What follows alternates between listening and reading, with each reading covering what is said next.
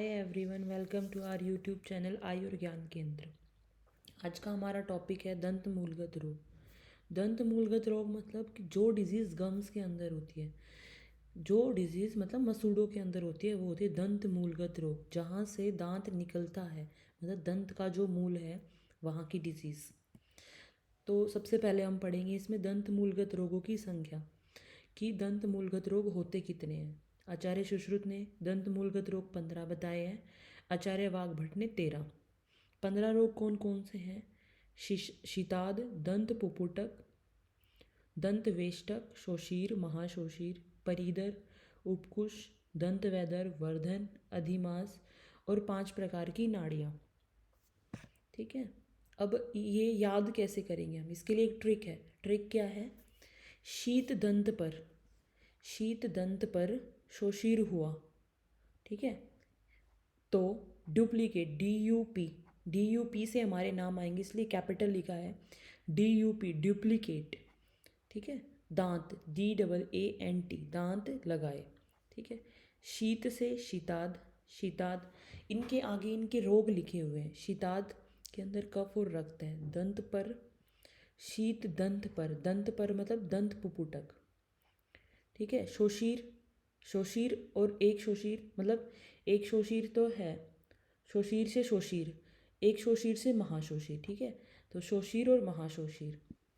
D से DUP, D से दंत वेष्टक, यू से उपकुश और पी से परिदर, ठीक है। दंत वेष्टक, उपकुश और परिदर। दांत DAA, तो डी दंत वेदर्भ और ए से है अधिक दंत, ठीक है, और एक ए से है अधिमास, ठीक। दंत वैदर्भ, अधिक दंत हमने कोटेशन में पढ़ा था वर्धन, ठीक है। वर्धन को ही अधिक दंत बोलते हैं। और अधिमास और 5 प्रकार की नाड़ियाँ, ठीक है, ये हमें याद रखना है। अब इनको याद करने का क्या है? जो शीत दंत पर मतलब शीताद, दंत पुपुट और शोषीर, ये तीनों हैं कफ रक्त, ठीक है। कफ रक्तज, इनके अंदर दोष हैं कफ रक्तज। शोषीर, एक शोषीर से बना है महाशोषीर, वो है सन्निपातज। तो ऐसे याद रखना है, शुरू के 3 है कफ रक्तज, फिर सन्निपातज। डुप्लीकेट DUP दंत वैदर्भ, उपकुश और परिदर। तो दंत वैदर्भ के अंदर रक्तज, रक्त के अंदर पित्त लगा दिया हमने, तो उपकुश के अंदर पित्त रक्त, ठीक है, पित्त रक्त। और परिदर के अंदर हमने कफ और ऐड कर दिया, पित्त रक्त और कफ, ठीक है। ये ऐसे याद हो जाएंगे। दंत वैदर्भ अभिघातज होता है। अधिक दंत, वर्धन मतलब वात की वजह से, वर्धन, वर्धन से वी से वर्धन, वर्धन। अधिमास कफज और 5 प्रकार की नाड़ियाँ। 5 प्रकार की नाड़ियाँ होती हैं वात, पित्त, कफ और शल्यज। अब इनको हम एक एक करके आगे डिटेल में पढ़ेंगे। सबसे पहला था शीताद, शीत दंत पर शोषीर हुआ तो, ठीक है। शीत, शीताद, दंत पुपुटक और शोषीर, ठीक है, ये तीनों है कफ रक्तज। तो शीताद, शीताद के अंदर क्या होता है कि जो मसूड़े होते हैं उनसे रक्त निकलता है। कफ और रक्तज है तो रक्त का इन्वॉल्वमेंट तो है ही इसके अंदर, मसूड़ों से रक्त निकलता है। दंत मांस दुर्गंध युक्त, काले क्लेद युक्त मृदु हो जाते हैं। मसूड़ों का मांस गलकर गिरने लगता है। शीताद के अंदर क्या होता है मेन, कि मसूड़े पक जाते हैं और पककर गिरने लग जाते हैं, ठीक है। फिर आती है इसकी चिकित्सा। चिकित्सा में रक्त मोक्षण, रक्त मोक्षण किससे करेंगे हम? सौंठ, सरसों, रक्त मोक्षण करेंगे। और उसके बाद गंडूश, गंडूश किससे करेंगे हम? गंडूश के लिए हम द्रव्य यूज़ करेंगे, सौंठ, सरसों, त्रिफला, नागरमोथा, ठीक है। रसोद के क्वाद से हम गंडूश करेंगे, पेशेंट को गंडूश धारण करवाएंगे, रक्त मोक्षण कराएंगे, गंडूश धारण करवाएंगे। उसके अलावा लेप, पेशेंट को लेप लगाएंगे, ठीक है। जो भी कफ रक्त जो भी द्रव्य है उनका यूज़ करेंगे हम इसके अंदर। और तेल का नशा देंगे। कौन से? त्रिफला, मुलेठी, कमल, पद्मक से सिद्ध तेल का नशा देंगे। तो रक्त मोक्षण, गंडूश, लेप और नशा। तो यही आगे वालों में भी आएगा हमारा, तो हमें ये याद रखना जरूरी है कि किस में क्या है। जैसे शीताद में रक्त मोक्षण, गंडूश, लेप और नशा है। उसके आगे हम जब दंत पुपुटक पढ़ेंगे तो उसके अंदर भी आएंगी कुछ चीज़ें, पर कुछ ऐड होंगी। तो हमें ये चिकित्सा में ऐसे याद रखना है कि शीताद के अंदर रक्त मोक्षण, गंडूश, लेप और नशा। उसके बाद आता है दंत पुपुटक। दंत पुपुटक होता है कफ रक्तज, कफ और रक्त से होता है। तो कफ और रक्त क्या कर देती हैं, 2 या 3 दंत मूल में पीड़ादायक महान शोथ हो जाता है कि जो पेशेंट के जो मसूड़े होते हैं, जो दंत मूल है, 2 या 3 दंत मूल में इन्फ्लामेशन हो जाती है, पीड़ादायक महान शोथ हो जाता है। ठीक है, उसके अंदर हम क्या करेंगे, वही पेशेंट को रक्त मोक्षण देंगे। ठीक है, और पंचलवण क्षार मधु से प्रतिशारण करेंगे। प्रतिशारण किससे करेंगे, पांचों लवण, मधु और क्षार, इन तीनों को मिला के हम प्रतिशारण करेंगे और पेशेंट को नश्य देंगे हम। फिर आता है शोषीर। शोषीर के अंदर क्या है कि कफ और रक्त की वजह से ही होता है शोषीर। ये तो हमने पढ़ा है कि शीता, दंत, पुपुटक और शोषीर, ये तीनों हो गए कफ रक्त की वजह से। उसके बाद महाशोषीर है सन्निपातज। तो शीता, दंत, पुपुटक और शोषीर, शोषीर हो गया कफ रक्त की वजह से। अब क्या होता है इसके अंदर कि जो मसूड़े होते हैं, मसूड़ों में पीड़ादायक शोथ होता है, लालाश्राव होता है और कंडू होता है पेशेंट को। ठीक है, तो मसूड़ों में पीड़ादायक शोथ, लालाश्राव और कंडू मतलब खुजली होती है पेशेंट को कफ रक्त की वजह से। इसमें चिकित्सा में हम क्या देंगे पेशेंट को, रक्त मोक्षण, नश्य और गंडूश। ठीक है, तो अब हमने देखा कि इन तीनों के अंदर जिसके अंदर रक्त था उसमें हमने रक्त मोक्षण तो करवाया है पेशेंट को। ठीक है, शीताद में भी, दंत पुपुटक, शोषीर में भी। उसके अलावा तीनों में नश्य भी दिया है हमने पेशेंट को। और फर्स्ट में शीताद में गंडूश और शोषीर में भी गंडूश दिया है हमने, पेशेंट करवाया पेशेंट को। तो शीताद में एक हमने लेप ऐड कर दिया, दंत पुपुटक में पंचलवण, क्षार और मधु से प्रतिशारण। अब आता है महाशोषीर। महाशोषीर होता है सन्निपातज। ठीक है, महाशोषीर में क्या होता है कि दांत हिलने लगते हैं, तालू फट जाता है। सन्निपातज मतलब वात, पित्त और कफ तीनों ही चीज़ें हैं इसके अंदर। तो दांत हिलने लगते हैं, तालू फट जाता है, मुख में पीड़ा और मसूड़ों का मांस गलकर गिरने लग जाता है। मुख में पेशेंट को पीड़ा होती है, मसूड़ों का दांत मसूड़ों का मांस गलकर गिरने लगता है। महाशोषीर होता है असाध्य।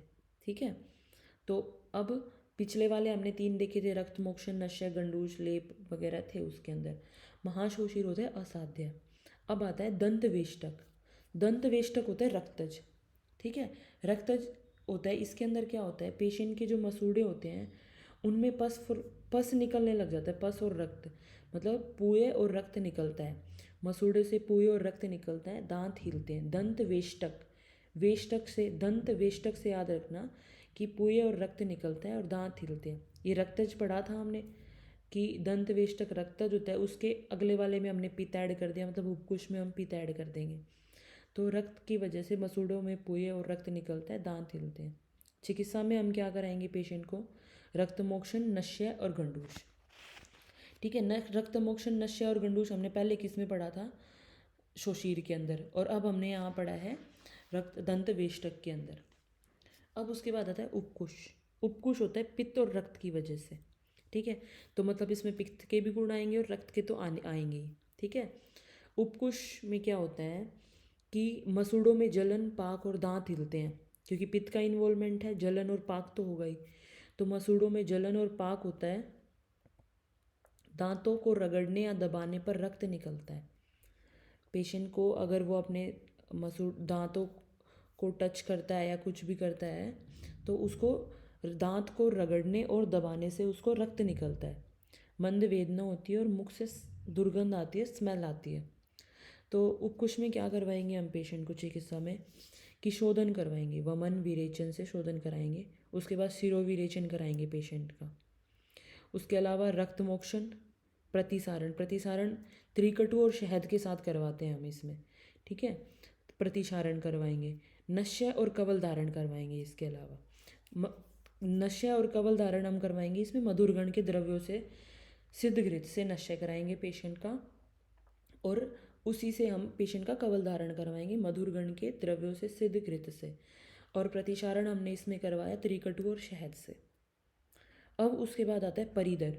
परिदर के अंदर क्या होता है कि पित्त और रक्त तो हमने पढ़ा था कि पित्त पहले जैसे हमने पढ़ा था दंत वेष्टक में रक्त, उपकुश में पित्त और रक्त। परिदर के अंदर पित्त, रक्त और कफ को और ऐड कर दिया हमने। ठीक है, तो 3 इसके अंदर आ गए, पित्त, रक्त और कफ। तो इसके लक्षण क्या होते हैं? इसमें गलते मसूड़े गलते हों और थूकने पर रक्त आता है। ठीक है, इसके अंदर पेशेंट के जो मसूड़े होते हैं वो गल जाते हैं, कफ की वजह से गल जाते हैं, और जब पेशेंट थूकता है तो उसके अंदर रक्त आता है पेशेंट को। इसमें शीताद के जैसे ही चिकित्सा करते हैं, जैसे शीताद में की है हमने चिकित्सा रक्त मोक्षण गंडूश लेप और नस है, वैसे ही हम परिदर में करते हैं। तो परिदर और शीताद की चिकित्सा सेम है दोनों की। अब आता है वैदर्भ। दंत वैदर्भ होता है अभिघात से, कुछ लगने की वजह की, जैसे कुछ पेशेंट को ट्रॉमा हुआ है जिसकी वजह से ये रोग होता है पेशेंट को, दंत वैदर्भ। दंत मूल रगड़ने से अत्यधिक शोथ होता है, दांत हिलते हैं। ठीक है, इसमें जो पेशेंट के मसूड़े हैं, गम्स हैं, उनके अंदर बहुत ज़्यादा इन्फ्लामेशन हो जाती है। दंत मूल रगड़ने से अत्यधिक शोथ होता है और दांत हिलते हैं पेशेंट के। अभिघातजन्य व्याधि है, मतलब किसी ट्रॉमा की वजह से हो सकता है पेशेंट को। तो इसमें चिकित्सा क्या कराएंगे? शस्त्र से शोधन करके पेशेंट का, ठीक, क्षार का प्रयोग करेंगे, और जितनी भी शीतल क्रिया होती हैं वो सब कराएंगे पेशेंट को। ठीक है, शस्त्र से शोधन करके क्षार प्रयोग, संपूर्ण शीतल क्रिया करें। उसके बाद आता है वर्धन। वर्धन होता है अधिक दंत, मतलब हमने पढ़ा था दांत, एक डी से था दंत वैदर्भ, फिर एक से अधिक दंत। ठीक है, अधिक दंत मतलब वर्धन। वर्धन होता है वात की वजह से, वर्धन वात, ऐसे याद करना है हमें, वर्धन वात। तो इसमें पेशेंट को तीव्र वेदना के साथ दांत निकलता है, तीव्र वेदना युक्त दांत निकलता है, और दांत निकलने के बाद वो वेदना अपने आप शांत हो जाती है। ठीक है, तो इसमें चिकित्सा में क्या कराएंगे हम? पेशेंट का दंत निर्हरण करेंगे, कि जो दांत निकल रहा है उसको निकाल देंगे हम, अगर वो पेशेंट को ज़्यादा दिक्कत कर रहा है तो। उसके अलावा निर्हरण करके अग्निगर्म करेंगे। अब आता है अधिक मास। कफ की वजह से होता है अधिक मास। जो हनु के अंतिम दांत में महान शोथ हो जाता है पेशेंट को, और तीव्र पीड़ा होती है और लाला श्राव होता है इसके अंदर। ठीक है, चिकित्सा में हम क्या करेंगे? छेदन कराएंगे पेशेंट का, मतलब शस्त्रक्रम करेंगे इसमें। ठीक है, जो अधिक मांस है उसका छेदन कर देंगे, उसको काट के निकाल देंगे। उसके बाद प्रतिशारण करेंगे, कवल धारण कराएंगे, मुख धावन, शिरोविरेचन, वैरेचनिक धूम का प्रयोग करेंगे इसके अंदर, अधिक मांस के अंदर। कि जो हनु है उसके लास्ट में जो दांत है उसके अंदर पेशेंट को बहुत ज़्यादा इन्फ्लामेशन हो रही है, पीड़ा, बहुत ज़्यादा पीड़ा होती है, दर्द होता है और लाला श्राव होता है। चिकित्सा में हम छेदन करेंगे, उसके बाद प्रतिशारण, कवल धारण, मुख धावन, ये सब क्रियाएं कराएंगे। अब आता है लास्ट में हमारे 5 नाड़ियाँ आती हैं, दंत नाड़ी, पंच दंत नाड़ी। ठीक है, वात, पित्त, कफ, सन्निपातज और शल्यज, 5 प्रकार की नाड़ियाँ, दंत नाड़ी होती हैं। वात VPKS, शल्यज आर नहीं है, मतलब रक्तज नहीं है। तो वात, पित्त, कफ, सन्निपातज, शल्यज। अब दंत नाड़ी होती क्या है? जब दंत विद्रदी की उपेक्षा करने से, दंत विद्रदी की उपेक्षा करने से, जैसे क्या होता है कि कोई दंत विद्रदी हुई है पेशेंट को, ठीक है, वो पक गई और उसका भेदन नहीं किया, तो भेदन नहीं किया तो जो पस है वो उसका बाहर नहीं आएगा, तो वो अंदर के अंदर अपना एक अलग ट्रैक बना लेता है। ठीक है, तो उसी तरह इसमें भी यही होता है कि दंत विदृधि की अपेक्षा करने पर, अर्थात पक्व दंत विदृधि का भेदन न करने से दंत नाड़ी की उत्पत्ति होती है। उसने अपना एक अलग ट्रैक बना लिया, अब वो दंत नाड़ी अपना रास्ता कहाँ बनाएगी? एक तो हो गया वो दंत मूल में बनाएगी, ठीक है, दूसरा दंत नाड़ी है तो मतलब नाड़ी का मतलब दूसरी तरफ भी उसका एक रास्ता होगा, तो दूसरा जो रास्ता बनाएगी वो गंड प्रदेश में बनाएगी। तो दंत नाड़ी एक और गंड प्रदेश की त्वचा पर और दूसरी ओर दंत मूल में खुलती है। इसकी चिकित्सा कैसे करेंगे? सामान्य नाड़ी चिकित्सा जो हम करते हैं वो होगा। उसके अलावा शस्त्रक्रम के बाद अग्निकर्म और क्षारकर्म, ठीक है, अग्नि और क्षार प्रक्षालन करेंगे और शोधन करेंगे। उसके अलावा जो ये दंत नाड़ी है वो 5 प्रकार की, वात, पित्त, कफ, सन्निपातज और शल्यज है। तो जो इनके दंत नाड़ी है, जैसे वातज है, तो वातज में वात वाले सारे गुण होंगे कि स्पर्श में कठोर होगी, सूक्ष्म मुख वाली होगी, ठीक है, और शूल युक्त होगी, रात्रि के समय उसमें से ज़्यादा फेन युक्त शराब निकलेगा, ठीक है, मतलब वातज के ही गुण मिलेंगे उसमें सारे। फिर पित्तज दंत नाड़ी, पित्तज दंत नाड़ी के अंदर क्या होगा? वही तृष्णा, ताप, तोद, ज्वर, वेदनवत पीड़ा, उष्ण और पीला श्राव निकलेगा, उसमें पूरे श्राव निकलेगा, क्योंकि नाड़ी है, दंत नाड़ी है, मतलब ट्रैक बना हुआ है, पस फॉर्मेशन है, तो जो उनके कलर भी होंगे वो भी उनके दोष के अकॉर्डिंग होंगे। और कफज के अंदर ज़्यादा गाढ़ा श्वेत पिच्छिल श्राव निकलेगा, कठिन होगा, कंडू युक्त होगा। सन्निपातज में सबके मिक्स लक्षण मिलेंगे, ठीक है। और शल्यज के अंदर मतलब कोई भी सूक्ष्म शल्य प्रवेश करेंगे तो नष्ट हो जाए, ठीक है। उसकी जैसे कुछ लगा है पेशेंट को, ठीक है, कोई सूक्ष्म चीज़ लगी है उसकी, वो नष्ट हो गई अंदर ही अंदर, उसने नाड़ी रोग को उत्पन्न कर दिया, ठीक है। तो उसमें से फेन युक्त श्राव निकलेगा, रक्त मिश्रित उष्ण श्राव आता है, ठीक है। ये दंत नाड़ी होगी, मतलब वात पित्त कफ सन्निपातज और शल्यज 5 कारणों से होती है। तो उन 5 कारणों के जो वात की वजह से होगी उसमें वात के लक्षण, पित्त की वजह से पित्त के लक्षण, ऐसे लक्षण मिलेंगे। ये 5 प्रकार की होती है। चिकित्सा जो भी हम नाड़ी की चिकित्सा करते हैं वही चिकित्सा इसके अंदर करेंगे। सामान्य नाड़ी चिकित्सा, शस्त्रकर्म के बाद हम अग्नि और क्षारकर्म करेंगे, प्रक्षालन और शोधन करेंगे। Thank you. अगर आपको मेरी वीडियो पसंद आई तो इसे लाइक करें, शेयर करें, और हमारे चैनल को अभी तक अगर आपने सब्सक्राइब नहीं किया है तो सब्सक्राइब करें। Thank you.